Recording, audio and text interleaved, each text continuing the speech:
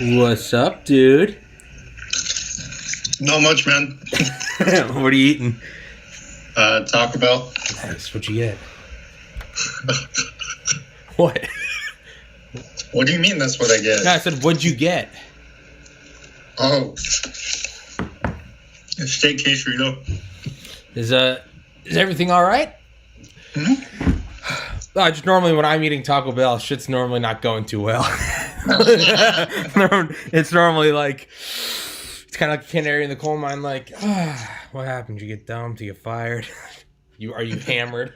Yeah, dude. Thanks for doing it. Podcast guest number 1. First ever. For that I am forever indebted, my sir. You know that behind the NASA guy, the guy that knew Bob Lazar? Yeah. And behind the Mel Avon, the young woman, the power lifter. Actually, no, I think, is it? Yours has the most view time.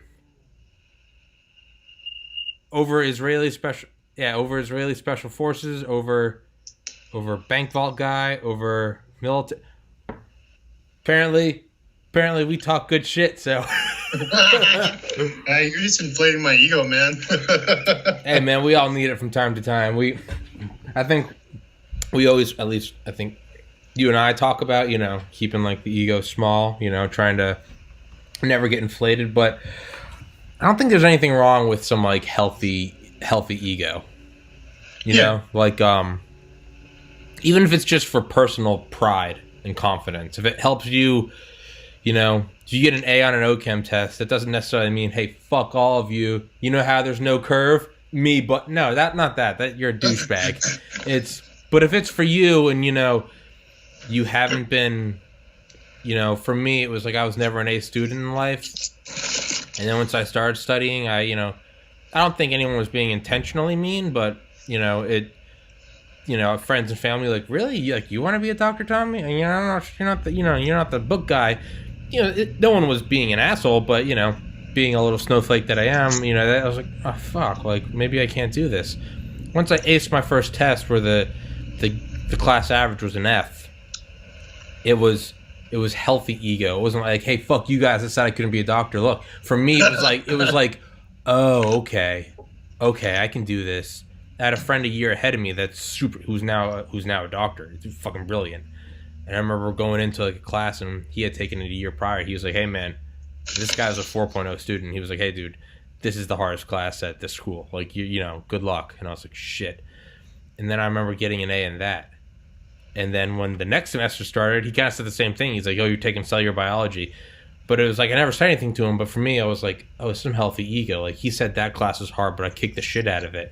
It was sort of like myself, like, walked a little taller. Like, okay.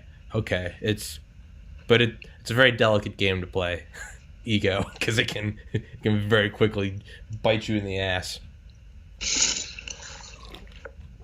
But so where is it? So my local where did I put it?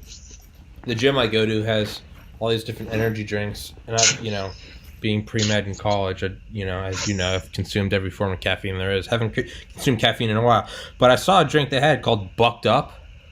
Literally, like fucked up, or bucked up.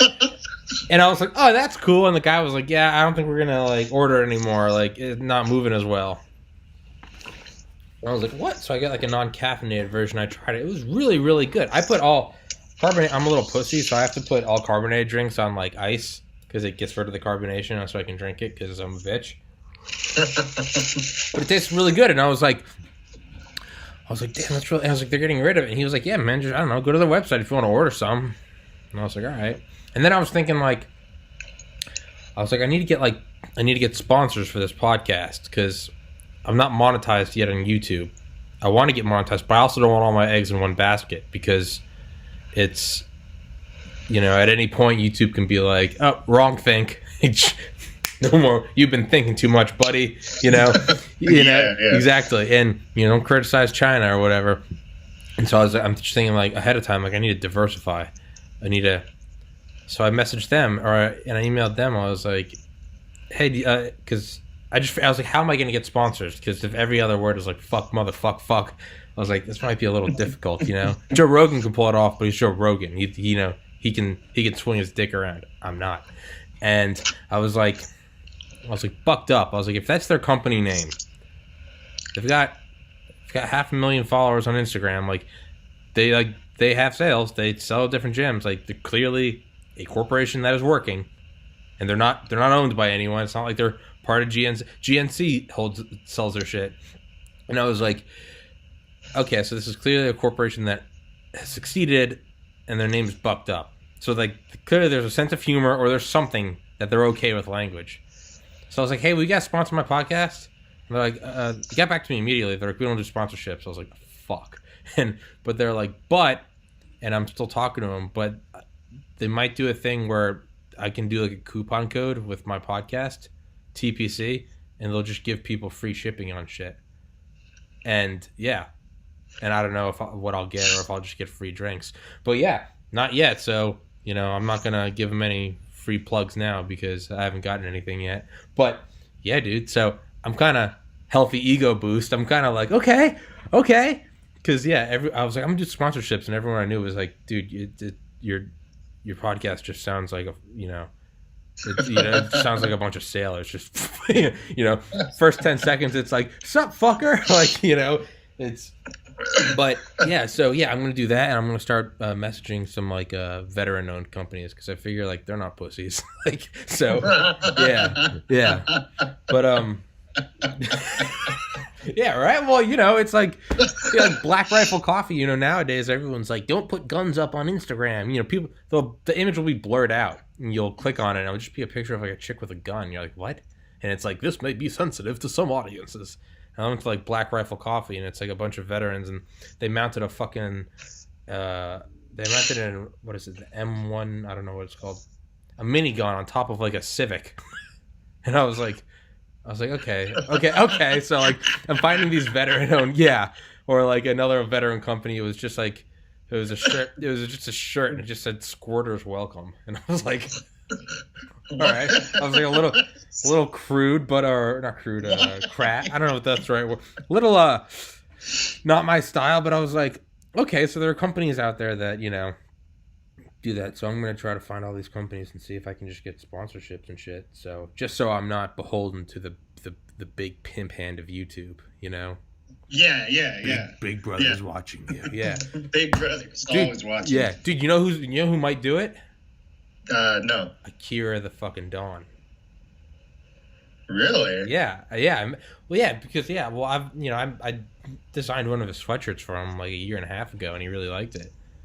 More importantly is I messaged him on Instagram, and I guess if he viewed it, I guess I wasn't automatically filtered out as spam because there's an existing conversation. So I was like, here, do my podcast. It's like, even if you do it for 20 minutes, just... And so he's like, all right, email me at this address. And I was like, okay. So yeah, man. But I've been running my mouth like an idiot. What's going on with you, buddy? Not much. Just mid-semester here. Trying to get my priorities straight. Mm-hmm. Been working on finding my true identity, or like going through that phase where you go from child to adult. You really learn who you are, and you learn about your quirks, and you learn to accept them. You learn all sorts of really neat, cool things about yourself. So I've kind of been going through somewhat of like an existential crisis these past couple months. At first I thought it was depression, but then I realized I think too much. I'm always questioning, why are we here? What do we know about aliens? I'm always asking those questions, So finally, it kind of came to a point where like, I was questioning my own identity, and it's like, okay, well,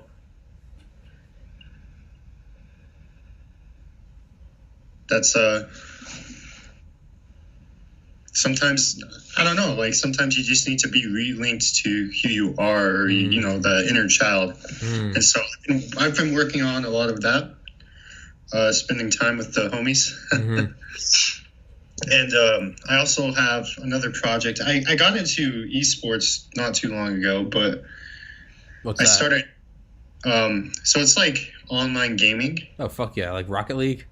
Yeah, Rocket League, CS:GO, League of Legends. I had to. I love that. That shit's so good for making friends. I had to stop because I was doing it nonstop. But sorry, go on.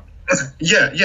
I mean, yeah, you need this healthy balance, and I've been pretty careful not to, stay up all night playing video games so I can wake up for my 9 a.m. class, But right now I've been working on this PC build. Oh, yeah? Yeah, so I had an older build, a pre-build that I bought for my brother for like $500, but around this year, it really started to show its age.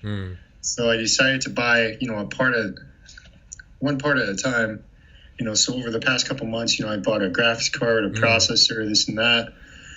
And yesterday I got the case. Today comes the power supply, and then once that's all done, I just got to power it on. Fuck yeah, dude! Two of my best friends that one guy I've known for more of my life than I haven't.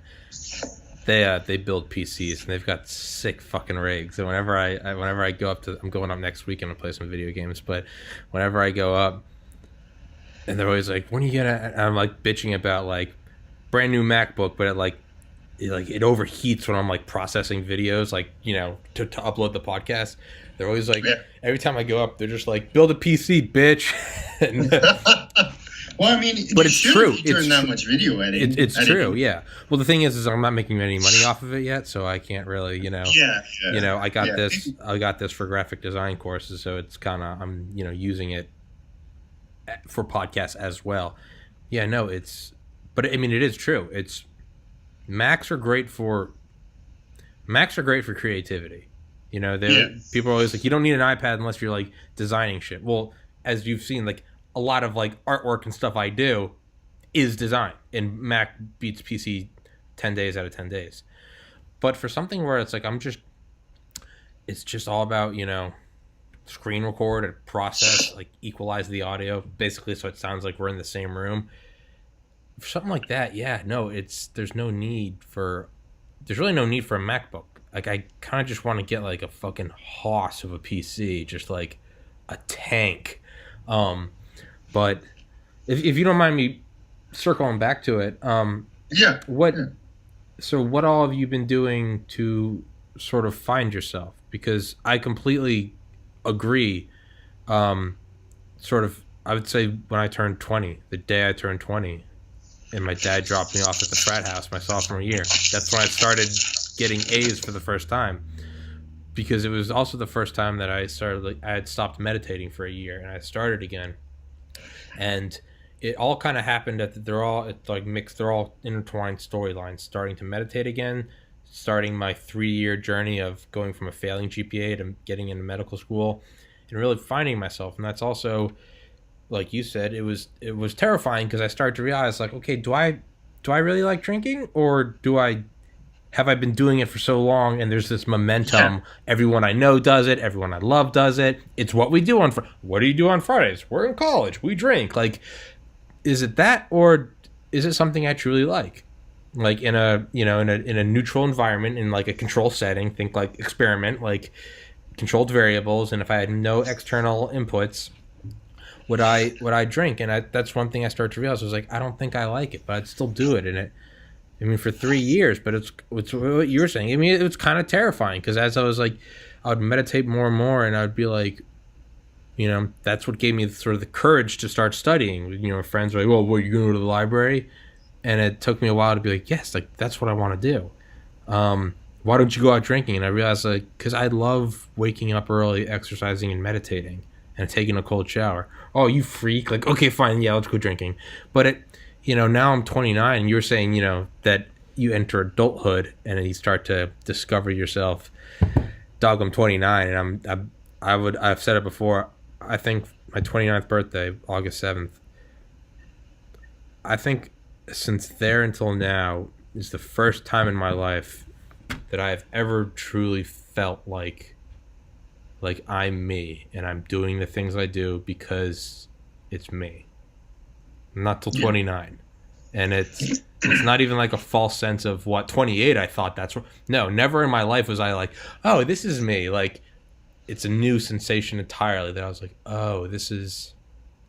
And the thing is it's scary because you can and most likely will lose a lot of friends in the process. And that does not mean that for anyone listening, that does not mean like this explosive clash, like dramatic, like, what do you mean you don't want to go drinking, fuck you. No, it's not that. It's much more of like instead of two countries going to war with each other, it's like if two countries just slowly kind of stopped being allies just for whatever reason. It was no hard feelings. It was just, that's what I mean when you'll probably, for me, I lost a lot of friends, but it wasn't that we ever stopped loving each other as people. I could still message them and be like, oh, what's up, Tommy? But it's once you start being who you really are and putting that as a priority and not caring what anyone else thinks, so long as you're not hurting anyone else, you will fall out of step with the friends that still like to drink. Or even a less serious analogy would be, you like esports, and there you might have friends that like fucking squash. Like, as you start to realize you like esports more, that doesn't necessarily mean like, fuck you, squash is the best. It just means that like you're naturally going to start spending less time with them. And that's terrifying. It's terrifying. I've done it, and now I can say it's not terrifying because I realize like, oh, and they're going their own way too. Like, and that's fine. But how do you where are you in all this? How is it feeling? It's terrifying, but is there like, okay, but there's some good in it? It's like, it's terrifying to go ask out a girl, but when she says yes, it's like fucking fireworks in your veins. I can turn off the heater. But where are you in this? Keep talking. So, I would say, that the first little bit really, really fucking sucked because, you're confused, you're a bit anxious over it. I just was not having a good time of it. I was really having a rough time of it. Especially, during that time, I was still having some issues with some old friends. I was having issues with, some family members, this and that. But it came to a realization that, the first step, I really think is to be honest and to be honest with yourself. And that's really, really hard. Like, yeah, I didn't think, the thought was easy, I didn't think it would be this damn hard. And yeah. It takes a lot of self-respect to be honest with yourself. A lot of self-love to be honest with yourself. Yes. And it's like, you're having a conversation with your friend and, you notice you say something that you don't really mean, but you don't want to backtrack it. So, you kind of just put in your mind, you're like, okay, I didn't really for sure think that. So, next time I'll speak more concisely. But this is what I actually think. It's that level of honesty, constantly looking at what you're doing, whether or not it fits your goals, where you see yourself in the future, especially me, trying to be a physician. I've spent a lot of time just working on social skills, learning about people and how to understand people better. And I will say that has helped me tremendously because, we're all in this together. It fucking sucks, man. Yeah, so, yeah. What any works? yeah, exactly. It's like that meme where it's like the guy, you always see it on Reddit, and it's got like 50 awards, and people are just jerking off to it, like, oh, faith restored in humanity. But it really is a beautiful image. It was a guy that was trying to jump off a bridge, and like 3 passerbys like grabbed him, and one of them's bear hugging him, another one's putting his arms through the railing and holding his feet, and another one's holding his belt and calling like the fire department. And it's like, so he can't jump off, and the guy's like crying. And as someone that's lost a sibling to suicide, like it is beautiful. That being said, humor, I feel, helps everything. And people that I think people that label any humor as dark are just people that, for better or worse, haven't been through something yet that is that dark, and you realize that humor helps everything. Took me a year or two, but then I started, making suicide jokes because they helped me. My friends that have served in the military, they make jokes about like, losing friends or, firefights or having, being deployed and having your spouse cheat on you, like, because the humor helps them. And for someone that hasn't been deployed or served, like when I view that as dark humor, it's like, oh, I just haven't been in that spot. Hopefully never. But that being said, it goes back to what you said, this thing sucks, we're all in it together. The meme is like everyone holding on, and it's like suicide prevention, and it's got like a little speech bubble from one of the guys. It's like, you ain't getting out of this hell. Like, we're all in this together. Like, you can't leave. And it's the guy like, no, let me jump. And the other guy's like, no way, bitch. We're all in this shithole together. Like, no one's copping out early. But yeah, it's what are you doing to improve or work on or interact with like social skills? So I work in retail. Mm-hmm. So, that's part of it on its own. I've definitely came a long ways when it comes to dealing with people, especially angry people, mm-hmm. Just from there. And, I think it's just experience and being exposed to, these highly social situations.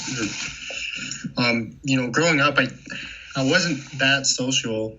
I wasn't, I think I'm somewhat of a natural extrovert, mm-hmm. but I come off introverted. Mm-hmm. But we also have our friend group. There's like 10 of us, and 4 of them are my roommates. Mm-hmm. And so we're constantly doing something. Tonight it's playing basketball. Mm. Yesterday I was watching anime. Mm-hmm. Always doing something. Yeah. And through them I've interacted with plenty of other people too. Mm-hmm. So. Mm-hmm. Fuck yeah.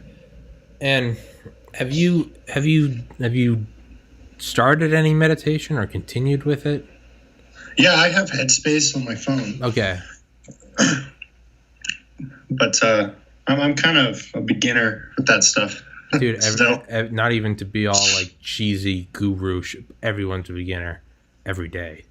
I meditated this morning. Like, I texted you. I was like, hey, we need to push back 10 minutes so I can meditate. Dude, literally every day is like, okay. I don't know what I'm doing, dude. I've never had 2 meditations that are the same. It's kind of like what you said is finding out who you really are. It's like scary at first. It's anxiety inducing.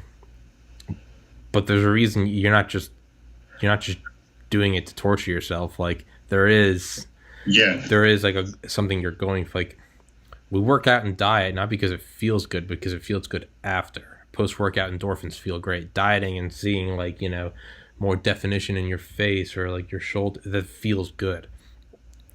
With meditation, I would say that like there's 2 things that every morning, like I don't want to meditate. Like it's like I don't want to. And it's the first is always like, I don't want to sit down for 20 minutes. Like I got memes to look at. I got whatever. I got to listen to a podcast. I'm watching TV. I'm talking to someone. Just it's all very addictive. The flow of just constant, and this isn't like a boomer, like phones are bad. I just mean in general. Like you're addicted to, you'd rather just, for me at least, I'd rather just talk to someone at the gym in the sauna for 20 minutes than meditate. But then I start, and then there is a second barrier to not wanting to meditate. So it's like, it's sort of the fear of I'm going inside, and it's, once you even just 5 minutes of sitting there with your eyes closed, counting your breaths, 1, 2, just get to 100, and you'll very quickly, like, everything starts to kind of fade away, and it's it's nerve-wracking, because it's like you very quickly, you're confronted with a reality that, like, literally, and you do this for 5 minutes and you will get there, where it's like, oh, like, what is going on? What is this? What is existence? There's not nothing, because if there's nothing, there wouldn't be anyone to recognize there's nothing. There is something. It's going on. Like Alan Watts would say, he'd be like, right now, what is it? What is it? The sense of. Not even a sense of anything. It's the sense of. And when your eyes are closed and it's like, where am I? Like, okay, sure, okay, I'm sitting on my bed. Well, what do you mean? I'm a human sitting. Okay, well, I'm an evolved monkey. Like, okay, I'm sitting on a rock flying through space. Like, okay, getting a little crazier here. But then it's like, but even above that, like, what I don't know for sure this is real because every night I have dreams that I'm pretty fucking sure are real. And, it's like what Joe Rogan said, and there's one of his old ones I used to listen to in like 2012 is he'd be like, we don't think things are real unless we can knock on it. That's real. He's like, but how do you not know that knocking on it's part of the dream? You have a dream every night that you think's real. And so you're like, okay, well, am I a monkey on a rock in space? Like, is this just another? The only thing that is for real and that is undeniable is it's going on. There is thisness. Does that make sense? It's isness. There is not nothing because I am sensing something. And it can wig some people out, myself included. Maybe I'm just an anxious dude. But you're sitting there and all of a sudden it's like, oh, now, so at first it's like, okay, I don't want to meditate because I don't want to sit down and focus, just like you don't want to go to school. I want to play video games. I want to look at memes. I want to jack off. Like, I want to go sit in a hot shower. I want to eat cookies, whatever. And that's just because, like, you don't want to do the work. Yeah, it's lazy, whatever. But then there's the second tier of all of a sudden it's, oh, that stuff is all so much simpler. It's so much easier. There's no fear involved. It's like, I would say that starting a podcast or learning graphic design, I would say that's far more difficult for me to get than not for anyone else. I don't want to shit on it, than getting into medical school. Because getting into medical school is difficult, but there's a set series of shit you got to do. You got to take this course, to take this course, to take this course. You got to shadow doctors. So you got to volunteer at a hospital. You got to publish research. You got to get some letters of recommendation, blah, blah, blah, blah, blah. Have some leadership positions, write a flowery letter, put on a suit, and go bullshit your way and get it accepted. But it's still a path. Mount Everest is hard to climb, but it's still a mountain with a path and Sherpas. And it's difficult, but you can do it. Running a marathon's hard, but ultimately it is a set path. When there is no path, that's a whole new dimension of insanity. And there's no goal to go to either. And that's what I find in meditation, because now you're in there, just 5 minutes in, you're in there, and it's, what is going on? What is anything? And now that is a very thin veil. If you stay there for a couple more minutes, there's an inexplicable, very slow peace that starts to arise. You're just like, oh, you don't need to explain it. You're like, I am. And you don't need to explain it because it's here now. Like, I don't need to rationalize. You and we're not looking at the sun right now. We can talk about how the sun's there. Even though we're looking at each other, we can talk about I don't know, man. Oh, fuck you. But like right now, but what we don't need to rationalize or argue about is that we're talking to each other. It does not matter who's arguing with us. We're looking at each other. This is undeniable. This is the only undeniable reality I have right now. Maybe the rest of the universe doesn't exist right now. But what is undeniable? This right here. And that's what starts to happen and the peace comes. But I'd say those are two terrifying barriers to entry. I don't know what the point of this rant is, but you said you're a beginner. That's what I mean. Dude, I've been doing it since 2008. Every morning is still lazy. I don't want to do it. And then I decide to do it. And then another barrier of like terror. Oh, not to mention when you're in there and your eyes are closed and you're not thinking about anything, there's all this free room for everything to pop up. Like, you got to lose some weight, buddy. Like, ooh, you're still single. You are striking out with the girls. Like, what's this podcast doing, man? You haven't made any money yet. Like, what are you doing, bud? You're 29. You live at home. It's just like the demons there's nothing between them and you. They're just circling around you. They're banging cymbals. They got a megaphone. But the longer you stay, the more they fade away. So I don't really know where the fuck I'm going with this, man. But yeah, so I don't know. Meditate. All right, Tommy, I'll do more meditation. Okay, it's like, all right, asshole. You could have just told me. Yeah. Yeah. But I was gonna say you've already had experience with finding your true self because you were planning on being a researcher for a long time, and you decided not to. That is in itself the same process you're going through right now. The slow truth, the realization, the respect and love for yourself to have that truth, and then finally the hardest part, making the leap and going, I don't want to do that. You've already done it. Yeah, I kind of think of the meme, oh shit, all right. You know what I'm talking about? Wait, Have you what? seen that meme? Which one? Yes. I'm a meme expert. Just tell me, explain it to me. It's when the dude, walks in and he sees a rat. And he's like, oh shit, a rat. No, but okay. I can imagine it. I'll look it up. Keep talking. Explain it. Or explain what's like the meme. Well, I mean, it's kind of like that. It sneaks up on you and it surprises you. And, out of nowhere, it's obvious. And I mean, the main reason I decided not to go into research was, oh shit, a rat. Yeah. It didn't have that, that feeling. That love to it. Spark. Yeah, and B was, I couldn't honestly see myself, having a future doing it. I realized that I love people, and that I want to have, develop, part of my career, I want to develop very professional and very close relationships. And I realized, through job shadowing that, the path of physician was for me. Being myself, I realized that I'm a very selfless person. And, that's kind of gotten me into trouble in the past, choosing friends because, of course, there's people out there that are not selfless. They're looking for the selfless person. Yeah, because it's a free karma worker. It's like, oh, this guy's never gonna say no. Yeah. They're demons. Yeah. Yeah, and so, it's kind of been the same, steps though. I will say, especially last night, I was at work and I was thinking to myself, I'm like, man, it's pretty obvious, what I like and what I don't like. I need to be more honest with myself about it and not force myself to do things that otherwise I wouldn't want to do, even if my friends are doing them. Yeah. That's kind of a hard realization to make because, like you were saying, if I like esports and my friend likes squash, are we gonna continue to be friends? And it's nothing personal. It's just you have different paths. We just have our own adventure. But yeah, what you said, the oh shit, it's a rat. You're like it sneaks up on you, but then what did you say? You said it sneaks up on you, but then you realize it was off. What was it?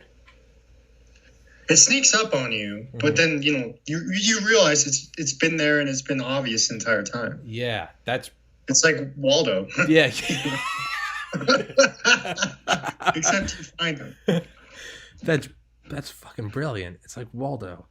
It's like Waldo's not scary though. It'd be like a spider. It'd be like when you don't see the spider and you realize it's been on the wall the whole time, but it's not crawling towards you, and you're just like, oh fuck, it's yeah. But like the longer you kind of stay still, you're like, oh, that spider doesn't give a shit about me. And you're just like, oh, but you're just like, oh fuck, But it's like, oh, that's been there the whole time.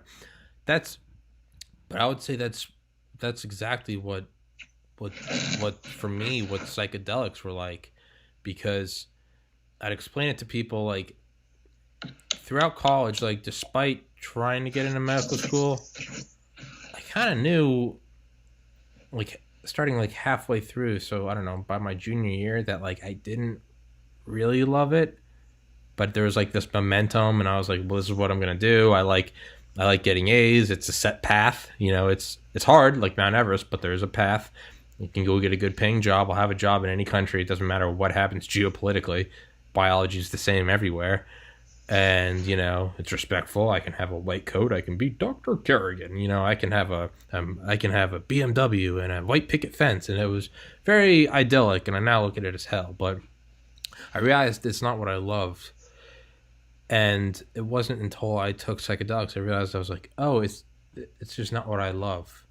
And when I tell it to people, they're like, well, what do you mean? Because you're saying that you knew it for forever. And I'm like, I've never been able to explain it. It's almost like, like Waldo, but it's almost like you're searching for your keys and you realize they've been in your pocket. You're like, oh, like, okay. Or like an optical illusion. When you're staring at an optical, it's like, do you see the second face? And you're like, no, I don't see the second. And then finally, after 10 minutes, you're like, oh, there it is, but it's been there the whole time.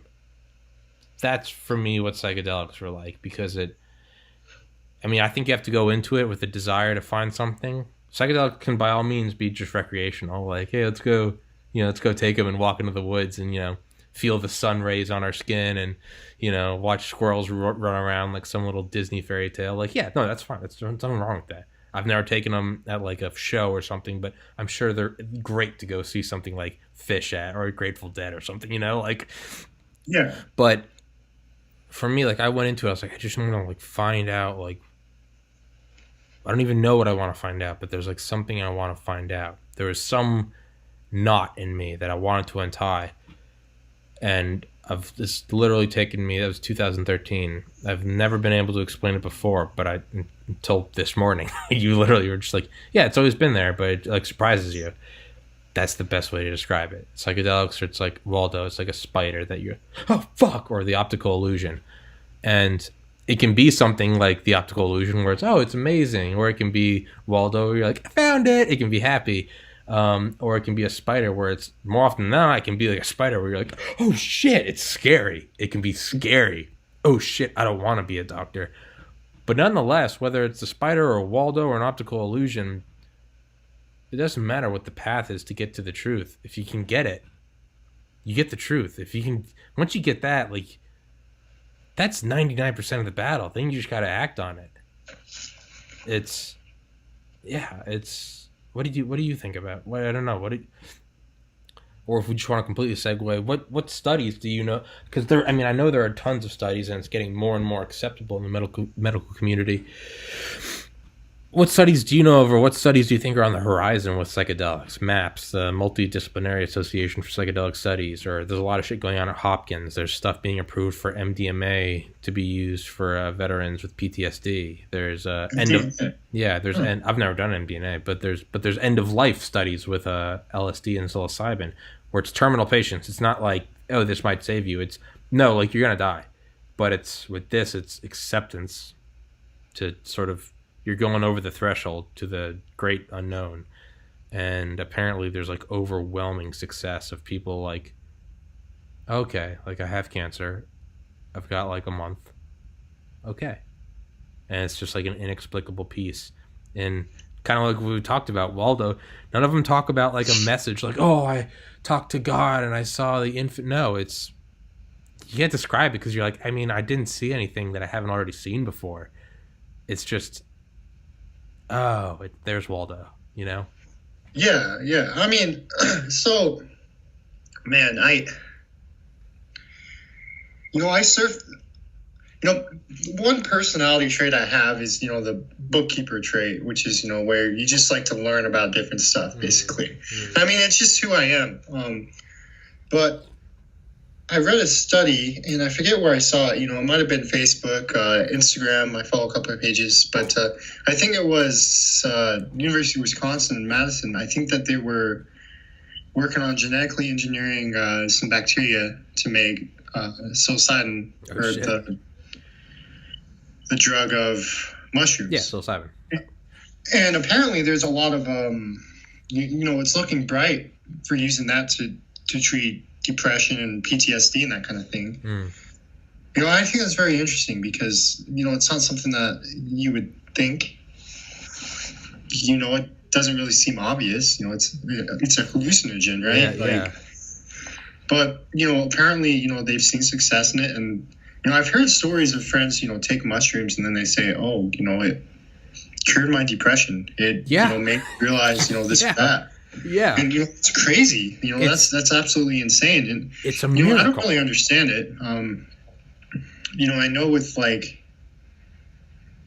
acid, I think it's like the substrate, it binds and then it gets stuck in the protein because the overhanging lid can't really close, and so it keeps making that conformational change and keeps activating the pathway. So you just get serotonin after serotonin hit. But I've never read anything into how mushrooms work. Or how psilocybin works. The only thing I've ever seen with psilocybin is like an fMRI, a functional magnetic resonance, for like a live look at the brain for anyone listening.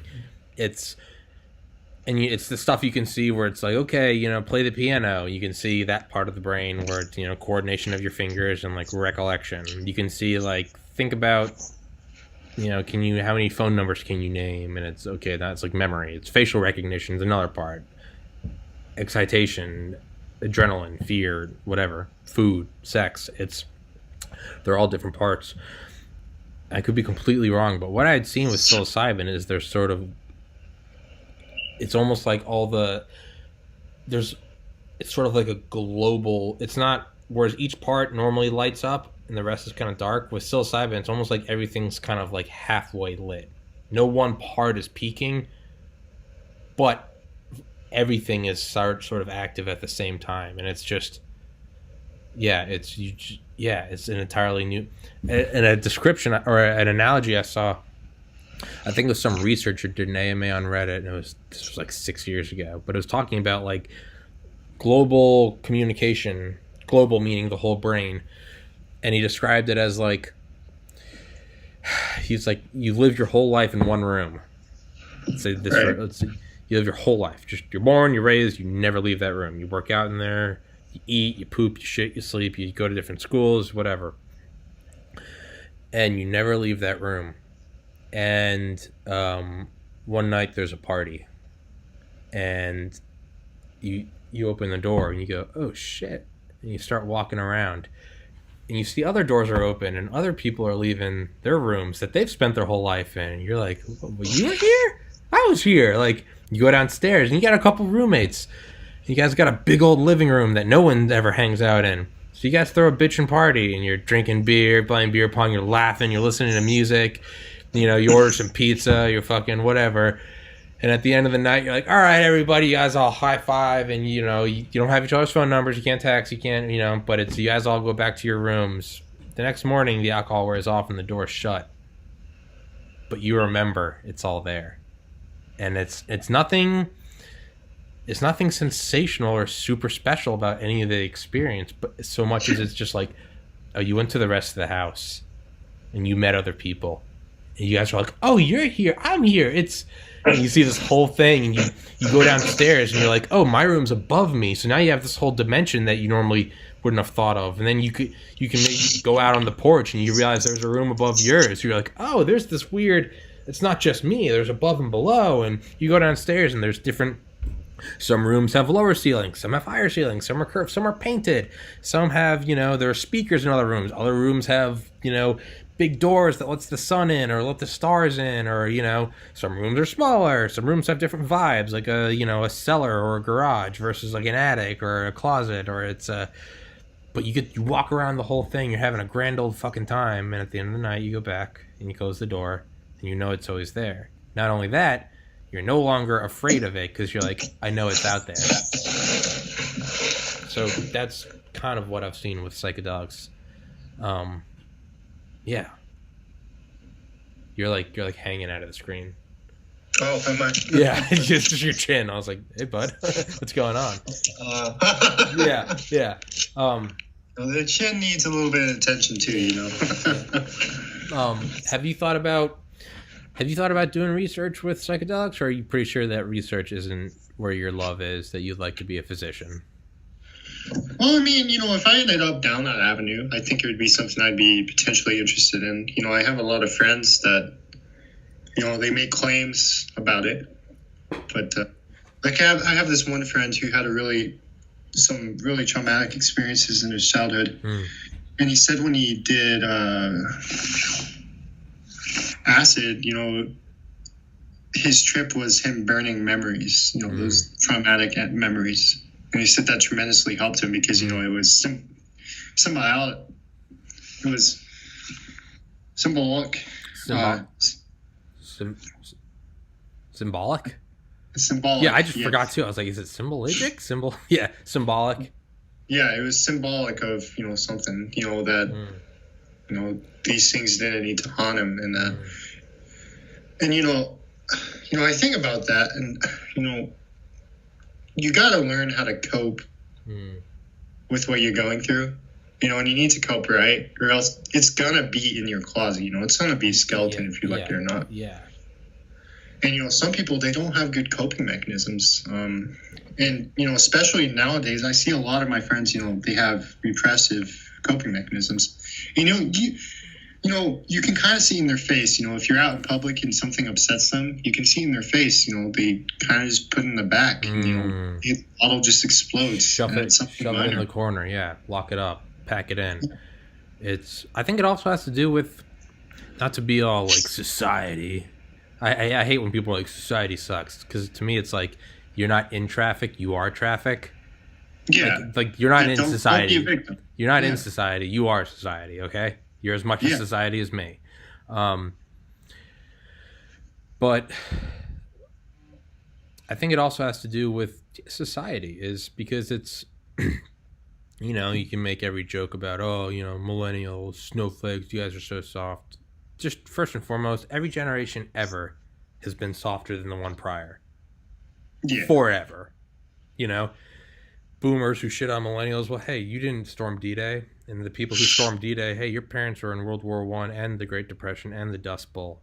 And your parents or your grandparents were in the Civil War, and yours fought against the British. And yours came over on a ship. And all the way back to, hey, well, my generation didn't have the wheel. Well, it goes back. So you think you're the toughest? Well, like, hey, that generation didn't even have language. Like, like the one before that didn't have opposable thumbs. Like, all the way back to fucking tapeworms and shit. But, So let's just spell that right now. The generation after mine, I'm going to look at and go, oh, they're softer than me. And the one after them, and it's going to go on for fucking ever. When we grew up, we didn't have cell phones. Okay, when your parents grew up, they didn't have microwaves. And I'm sure they said that to you at some point, and you're like, okay, cool. But now it's here. We can heat up food faster. Shut up. Okay, yeah, now I have a supercomputer in my pocket. I can talk to anyone in the world at any time. Shut up. Fuck off, But that being said, there is something about that we have not reached a spot where it is there, and there's definitely something to be said for being tough, and there's a lot of value in that. There's overwhelming value in being tough, learning that sometimes there isn't an easy, like, oh, you got to look at it this way. Sometimes it's literally, you're pre-med. Sometimes it's just like, it's just white knuckling it and just going, you just got to finish the course, dude. The test is tomorrow. It's 3 a.m. There's not a spot where I'm going to remember that I truly want to be a doctor and that's going to inspire me. No, sometimes it's just you got to memorize every goddamn structure. Valence electrons here, aldehyde, ketones, this is what happens, benzene, carbolic acid. Tired. It's just, sometimes there's nothing but white knuckling it. Working out. It doesn't matter what workout song you listen to. Sometimes you literally just have to grit your teeth and go harder. That being said, we definitely have not got to a spot, and I don't think it's our parents' fault because it's how they were raised, and I don't think it's their parents' fault because it's how they were raised. It's it's almost like inherited trauma. It's like BoJack Horseman. We inherit our parents' trauma, but we never truly understand it. There's something to be said that it's still, if you're a male, suck it up. Don't be a pussy. Work harder. And I truly do think there's a lot of value in that stuff. Sometimes you just got to be told to, hey, dude, fuck off, work harder. Yeah. On the same side as someone that's lost a sibling to suicide, there is, what did I never do that made it a more welcoming environment to talk, to say, I've had some trauma, to say, this shit's really bothering me, to say, you and I can talk about, well, I don't want to do research because it's not what I truly love. Or I can say, I don't want to be a doctor because it's not what I truly love. And, instantly anyone else's input is going to be, well, why don't you be fucking grateful you have a job? Like, yes, there's a lot of value in that. There's a lot of truth in that. But, why don't you be grateful you don't live in Africa? And how about the people in Africa be grateful that you're a human and not a fucking whale? The chain can go on forever. So it's not a valid argument. And I could just as quickly go, well, my problems are real because look at Justin Bieber. He just gets to be a million. It doesn't. That's not a valid argument. There's the no coping mechanisms, I think, comes from a society that isn't necessarily all about coping mechanisms. And again, it's not society's fault. We are society. It's you know, because it's how they were raised, and it's how their parents were raised, and it's how their parents were raised. So that's not a valid argument. So all we can do is, okay, how do we start now? We can't play the blame game anymore. I took out a loan to pay back a loan to you because you need me to pay back so you can pay it back to. It goes on forever. It's not a valid argument. So we just have to start now. How can we be more open to coping mechanisms? Well, it seems like an impossible puzzle. We're just going to change human nature. We're all just going to suddenly start listening to each other. It's almost like you need like a miracle. And there kind of is with psychedelics. And not in the, you know, turn on, tune in, drop out, peace out, fuckers, you know. No, not that. In a clinical setting, you know. MDMA therapy, what they'll do is they'll take like the individual in and, you know, family members, parents, whatever, friends, whatever, or, you know, a rape victim, or you bring in and with those that love them, and you take this thing that is, I've never done an MDMA, so I can't speak on that topic, but it's, let's say it's psilocybin, let's say terminal illness psilocybin. Like, I would say, not to be all edgy, but like, I'm 14 and this is deep, but we all have terminal illness. It's called life. It's called aerobic respiration. If nothing else kills you, it's valence electrons in your, the proton pump, but we all have terminal illness. And, you know, what better for me, psychedelics, it made me realize, I'm going to die. Okay, so now I don't have fear to not go to medical school. I might as well just do what I love. I'm going to die. It's the same thing with coping mechanisms. How do we undo, or at the very least halt, 10,000 years of human momentum, where literally going back to like, my fingers hurt, hey, we're all building the Great Pyramids together, shut up, like, you know, it goes back for infinity. And it kind of seems like you almost need like a miracle. And you could hope that, you know, if this is your faith, you hope that a god intervenes. You could hope that an advanced species intervenes, but neither of those seem very likely, and I'm not shitting on either of them. Yeah. It's what do we have now to work with? And it almost seems like something that's too good to be true, but it is true. And it's psychedelics. They blow everything out of the water. I mean, people heroin addicts that go and do iboga, the recidivism for like the best heroin clinics are something like 5% of people won't use heroin again. Like 95% of people fall off the wagon again. With iboga, it's like 96% of people won't use again. You know, stuff like MDMA or psilocybin, it's not like, you know, Zoloft or Wellbutrin, like, you know, there's a 10% decrease in depression or suicide. It's literally like, oh no, it's just gone. It's just gone. I mean, psychedelics truly are, they are the nuclear weapon of psychiatric health. They're unlike anything else. It's not a sharper spear. It's not a faster tank. It's not a plane that can fly higher. It's an entirely different paradigm shift. It's a fucking bomb you drop and it vaporizes a city. It's just, there's nothing like it. It changes everything. Psychedelics are kind of like the atomic bombs of psychiatric help. There's been nothing ever like them.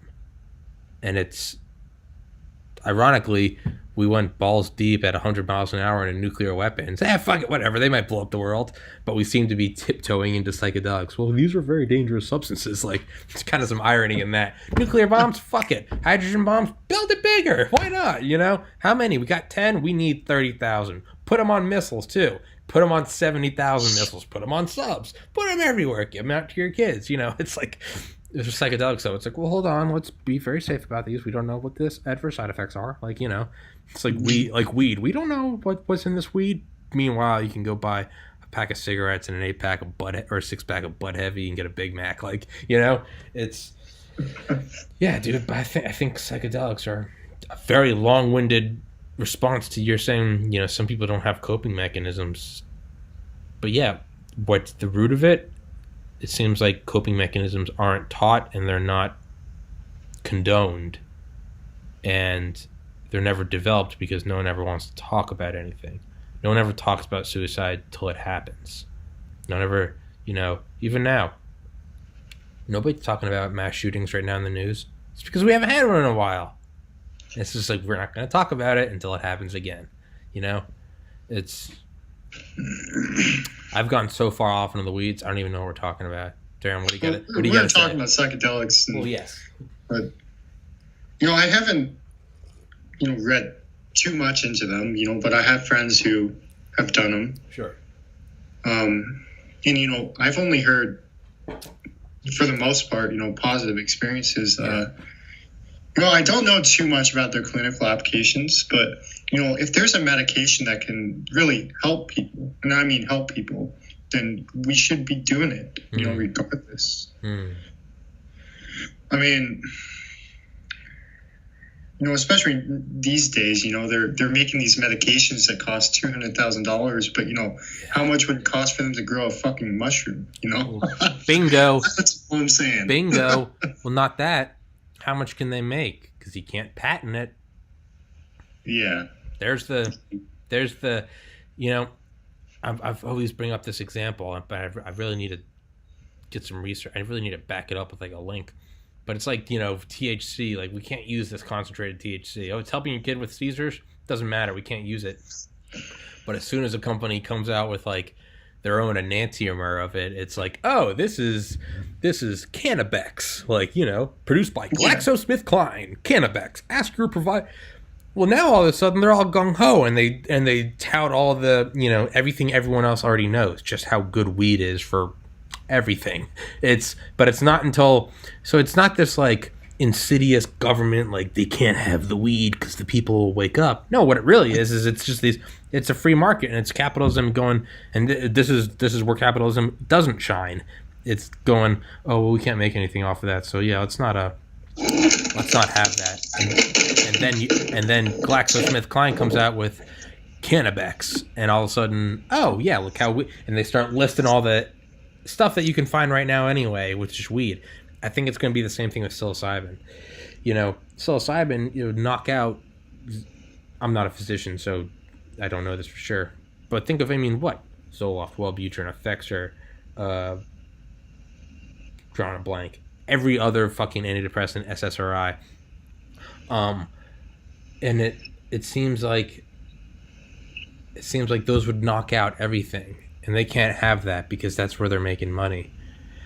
But if they could make psilocybin brought to you by Pfizer, then we might start having it. They're gonna go, well, look how much more effective this is than every other drug. So it almost seems like that's the trade-off. Is like, and I've thought about this a lot. If you can't tell, the trade-off is going to be these big pharma corporations aren't gonna start selling it and using their networks of dispersal of getting them into clinics, getting them into stores, Rite Aids, CVS's, putting commercials up, which they have an incredible ability to do. We have an incredible drug dealing ability as a nation, and it's a great thing. I'm not shitting on that. It seems like they're not going to get out. We have these established networks, and we have these drugs, THC, psilocybin. How come we're not doing the two, which is what we're bringing up? How come they're not happening? And it's because they can't make any money. So I think the trade-off is going to be, you're going to have to tell these we're going to have to meet halfway. It's not just this idyllic, like, psilocybin and THC for everyone. Fuck the corporation. It sounds great. It sounds great when you're in fourth grade. It's not how it happens. It's not how it happens. Look how hard it is for Tesla to get their cars into certain states. A lot of solar panels are still banned in Florida, the Sunshine State. So that's not reality. You can bitch about it all you want, but let's deal with the facts. And the facts is you might have to concede to these corporations to say, okay, you can make psilocybin and you can charge $50 for a month prescription, which is bullshit. Or Cannabex. Okay, what the fuck? I can go get a gram for $10. Or no, this gram's $100. But I think what's going to happen is, and I talked about this on another podcast, is if we can let that happen, if we can make that concession, then what's going to happen is, just like any other drug, during finals week, it doesn't matter if you have an Adderall prescription. Go to any campus, on any library, or any frat house during finals week. Go there with $20 and, and a good attitude, and you can leave in 20 minutes with a pocket of Adderall or Vyvanse. It's everywhere. You don't have a prescription to anxiolytics or painkillers.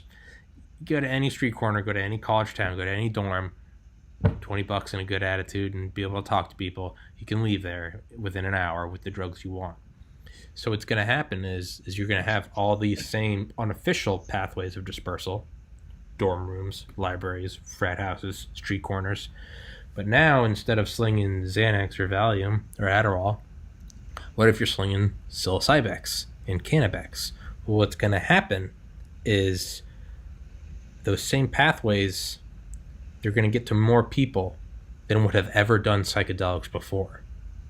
And we sort of have to have that this is bullshit middle step of corporations are marking up a ton of money. But I think the long con will be more people do. And once you get an enormous amount of people doing it, once you get like just like alcohol, well, that's when you're going to see some changes that right now seem idyllic and romantic.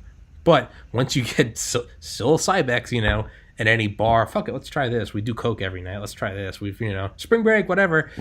And you're expecting to just have a normal time, and instead you sit on the beach all night looking at the moon, and you realize how much you love everyone and that you just want to help people. Like, when you have that happening now, not only that, but what happens when what happens when the Elon Musk motherfucker, who, not this defamation, so I can't say that. Let's say just say an innovative billionaire, or all these celebrities and all these politicians, they have Dr. Feelgoods, the people that write in prescriptions. Well, what happens when they're like, yeah, fuck it, I'll try psilocybex, like whatever, you don't want to be Heath Ledger and overdose on Valium, so they try something else. Well, what happens when you have people in power with the ability to make policy and truly restructure society? What happens when their pill pusher decides to toss them a psilocybex? And now all of a sudden you've got Bob, who's in charge of inner city single parent housing, and all of a sudden he trips dick one night and he realizes just how much suffering there is, and he and 10 other guys who are in charge of this, and they've been embezzling money for 10 years, and they go, let's stop. And it sounds all idyllic until you try mushrooms and you realize that's exactly the kind of shit you feel and realize, and you see yourself in the eyes of everyone else. You see every suffering person, and you see your own face. Well, then he starts you get to CEOs and shit, and then you have these people going, oh, maybe let's not price gouge this. And so I think there's going to be this bell curve of like bullshit. What, they're selling blunts for $100 each? Fucking corporations ruin everything. Yeah.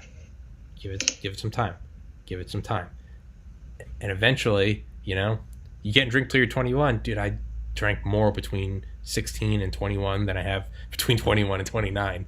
Eventually it's going to be psilocybex, Canabex, LSD 3D, whatever. Just some, DMT trademark. So the snake is going to eat itself. It's eventually what's going to happen. Eventually, someone that works at Big Pharma is going to take a psilocybex partying, and instead of doing coke off a hooker's ass, they're going to sit there going, the world can be so much better.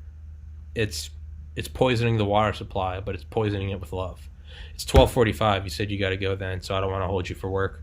Oh, yeah. Better get going soon, yeah. But thanks for having me, Tommy. Dude, thanks for coming on, dude. You're the original guest. You always can walk the fuck on. What we texted about, and what will obviously stay private, my brother, you've made tons of progress, and it's visible, and I'm very happy to see it. Come back on, man. Don't be a fucking stranger, dude. It's been episode 1 was December 12th. Today is February 15th. 2 months and 3 days. That's too much of a gap between episodes, my friend. Oh, you're right. Other people have been on. I've had one guest on that's been on 5 times now. An author's been on 3 times. Israeli Special Forces. What? Rob? Yeah, he was my older brother, one of my deceased older brother's best friends. Yeah, it's and JP, the drone operator. He was another one of my brother's friends, and they're friends, and they're both coming on actually after this. We're having shit, and they haven't hung out since like my brother's funeral, so it's gonna be a merry old time. But yeah, man, don't be 2 months 3 days. That's way too long for my guest number 1. When my podcast blows the fuck up, you're gonna be guest number 1. All right, I'll make sure to schedule more podcast dates with you. Yeah. And dude, like, just text me and ask me, and like I've done before, I'll screenshot you my calendar. As long as we have ample time ahead of time, it's fine. And canceling, what I tell everyone is, it's fine. Just give me at least 24 hours, and I'm fine. I don't care. It's What I don't like is when people the morning of, I can't do it. I'm like, well, now I can't book someone.